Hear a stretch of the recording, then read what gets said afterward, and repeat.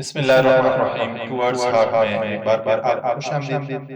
آج جو ہم آپ کو ٹاپک بیان کریں گے وہ ہے اللہ رب العالمین کی بڑائی کے بارے میں۔ اللہ رب العالمین بہت بڑے، ہر چیز سے بڑے۔ یہ ایک عقیدہ اور یہ ایک نظریہ ہے، اس کو ہم نے اپنے دلوں میں پختہ کرنا ہے، اپنے دماغ میں اسے بٹھانا ہے، اپنے علم کو اس کے مطابق بڑھانا ہے کہ اللہ رب العالمین کتنے بڑے۔ اس حوالے سے میں آپ کو سب سے پہلے اللہ رب العالمین کی کتاب سے ایک آیت کریمہ تلاوت کرنا چاہتا ہوں۔ وہ یہ ہے، اللہ رب العالمین فرماتے ہیں وَمَا قَدَرُ اللَّهَ حَقَّ قَدْرِهِ، ان لوگوں نے جس طرح اللہ رب العالمین کی قدر کرنی چاہیے تھی وہ نہیں کی۔ وَالْأَرْضُ جَمِيعًا قَبْضَتُهُ يَوْمَ الْقِيَامَةِ وَالسَّمَاوَاتُ مَطْوِيَّاتٌ بِيَمِينِهِ، یہ ساری کی ساری زمین قیامت کے روز اللہ رب العالمین کی مٹھی میں ہوگی اور یہ آسمان اس کے داہنے ہاتھ میں لپیٹے ہوئے ہوں گے۔ سبحانہ و تعالی عما یشرکون، اللہ رب العالمین پاک ہے اور اس چیز سے برتر ہے جو یہ لوگ اللہ رب العالمین کے ساتھ شریک کر رہے ہیں۔ یہی آیت ہے، اللہ کے نبی صلی اللہ علیہ وسلم کے پاس ایک یہودی عالم آتے ہیں، وہ کہتے ہیں یا ابو قاسم، اللہ رب العالمین آسمانوں کو ایک انگلی پہ روک لے گا، زمین کو ایک انگلی پہ روک لے گا، درخت اور مٹی کو ایک انگلی پہ روک لے گا اور تمام مخلوقات کو ایک انگلی پہ روک لے گا اور پھر کہے گا میں بادشاہ ہوں، میں بادشاہ ہوں۔ نبی صلی اللہ علیہ وسلم اس بات پہ ہنس دیے، یہاں تک کہ آپ صلی اللہ علیہ وسلم کے دان مبارک دکھائی دینے لگے اور پھر یہ آیت کریمہ تلاوت فرمائی وَمَا قَدَرُ اللَّهَ حَقَّ قَدْرِهِ إِلَى آخر الآیہ۔ یہی آیت ہے، آپ صلی اللہ علیہ وسلم اپنے منبر پر اس آیت کریمہ کی تلاوت فرماتے ہیں اور پھر فرماتے ہیں اللہ رب العالمین اپنی ذات کی بزرگی بیان کر رہا ہے۔ اللہ رب العالمین فرماتا ہے میں جبار ہوں، میں بڑائی والا ہوں، میں بادشاہ ہوں، میں غالب ہوں، میں کریم ہوں۔ اور اللہ کے نبی صلی اللہ علیہ وسلم اپنے ہاتھ کو آگے پیچھے حرکت دے رہے تھے اور اسی دوران وہ منبر لرز رہا تھا، وہ کپکپا رہا تھا۔ صحابہ رضی اللہ عنہ کہتے ہیں ہمیں خطرہ لاحق ہوا کہیں یہ آپ صلی اللہ علیہ وسلم کو گرا نہ دے۔ یہ منبر رسول صلی اللہ علیہ وسلم، اس کو احساس ہوا اللہ رب العالمین کی بڑائی کا۔ اللہ کے نبی صلی اللہ علیہ وسلم کو بھی گرنے سے بچایا اور اللہ رب العالمین کی بڑائی کا احساس بھی کیا۔ اس کا مطلب یہ ہے کہ انسان کے بغیر تمام مخلوقات اللہ رب العالمین کی بڑائی کے قائل ہیں، اللہ رب العالمین کی بڑائی کو سمجھتے ہیں۔ اللہ رب العالمین کی بے شمار مخلوقات ہیں، بڑی بڑی مخلوقات ہیں۔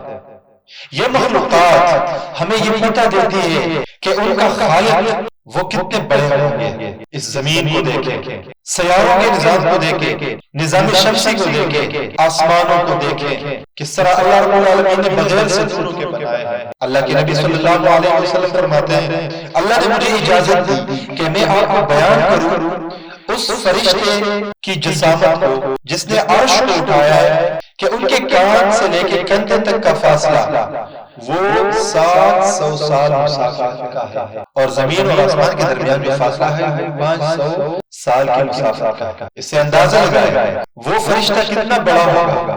اور اللہ رب العالمین ان کی صفات قرآن پاک میں بیان کرتے ہوئے فرماتے ہیں کہ یہ اللہ رب العالمین کی تسبیح بیان کرتے ہیں، اللہ رب العالمین کے حمد کے ساتھ اللہ پر ایمان رکھتے ہیں اور مومنوں کے لیے اللہ سے بخشش کی دعا مانگتے ہیں کہ یا اللہ ان مومنین کو بخش دے جو توبہ کرتے ہیں۔ یہی ملائک ان کی تعداد روزانہ 70,000 فرشتے بیت المعمور جو فرشتوں کی عبادت کا مرکز ہے اس میں عبادت کرتے ہیں اور ایک ملک جب ایک دفعہ وہ عبادت کر لیتا ہے تو اسے دوبارہ زندگی میں قیامت تک دوبارہ موقع نہیں ملتا۔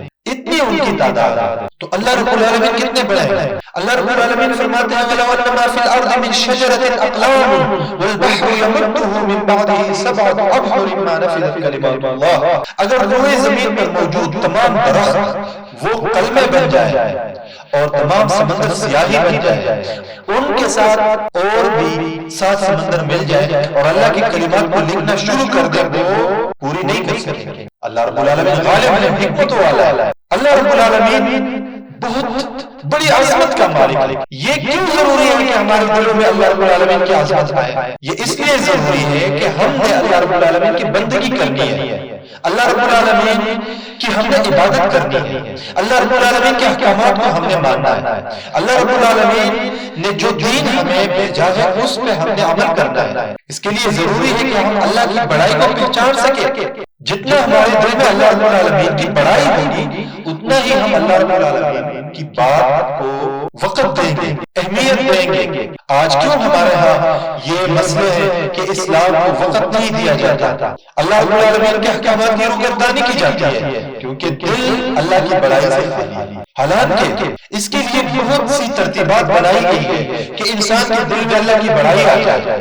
یہ جو ہم نماز پڑھتے ہیں 5 دفعہ اللہ کی بڑائی مسجد کے مؤذن کی زبان سے ہمارے کانوں تک پہنچتی ہے. اللہ اکبر اللہ اکبر اللہ اکبر اللہ اکبر.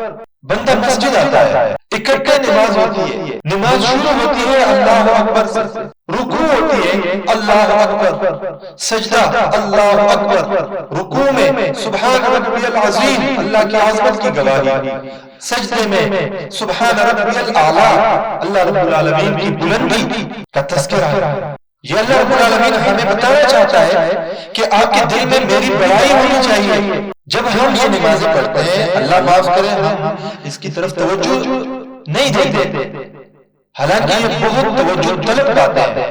صحابہ کرام کیسی نمازیں پڑھتے تھے؟ خشوع و خضوع سے بھرپور. اسی وجہ سے ان کے دلوں میں اللہ کی بڑائی موجود تھی. اللہ کے لیے قربانی دینا ان کے لیے آسان بات تھی. اللہ رب العالمین کے احکامات پر عمل پیرا ہونا، اس میں معاشرے کا لحاظ نہ رکھنا ان کے لیے آسان تھا. جب بندے کی اصلاح ہوتی ہے، دل قلب سلیم ہوتی ہے، تو بندے کے لیے عمل کرنا آسان. اللہ رب العالمین کی بڑائی کا سب سے بڑا فائدہ یہ ہے بندے کے اعمال برابر ہو جاتے ہیں. اب ہم آتے ہیں کہ اگر ہمارے دلوں میں اللہ کی بڑائی نہ ہو، کیا اس کے بغیر ہمارا ایمان قابل قبول ہے؟ ثوبان رضی اللہ عنہ سے روایت ہے، نبی صلی اللہ علیہ وسلم نے فرمایا قیامت کے روز کچھ لوگ آئیں گے، ان کے پاس نیکیاں ہوں گی، ان کا حجم تہامہ پہاڑوں جیسا ہوگا، وہ چمک رہی ہوں گی، لیکن اللہ رب العالمین ان کو ریت کے بکھرے ہوئے ذرات کی طرح اڑا لے گا، ضائع کر دے گا، برباد کر دے گا. صحابی فرماتے ہیں یا رسول اللہ صلی اللہ علیہ وسلم ہمیں بتا دیجئے کہیں لاعلمی میں ہم ان کی طرح نہ ہوں. آپ صلی اللہ علیہ وسلم نے فرمایا وہ تمہارے بھائی ہیں، تمہاری طرح نمازیں پڑھتے ہیں، تم جس طرح راتوں کو اٹھ کر تہجد پڑھتے ہو وہ بھی اسی طرح عبادت کرتے ہیں، لیکن ان کی خاص بات یہ ہے کہ جب وہ اکیلے ہوتے ہیں تو وہ اللہ کی حرمات کا ارتکاب کرتے ہیں. جو اللہ نے چیزیں حرام کی ہیں ان پہ وہ آتے ہیں تو وہ ان کی بڑی بڑی نیکیاں برباد ہو جاتی ہیں. ان کے بڑے بڑے اعمال اللہ کے نزدیک ریت کے بکھرے ہوئے ذرات کے مانند ہوا میں بکھرے ہوئے ہوں گے. تو یہی وجہ ہے کہ بندے کے دل میں اللہ کی بڑائی نہیں ہے.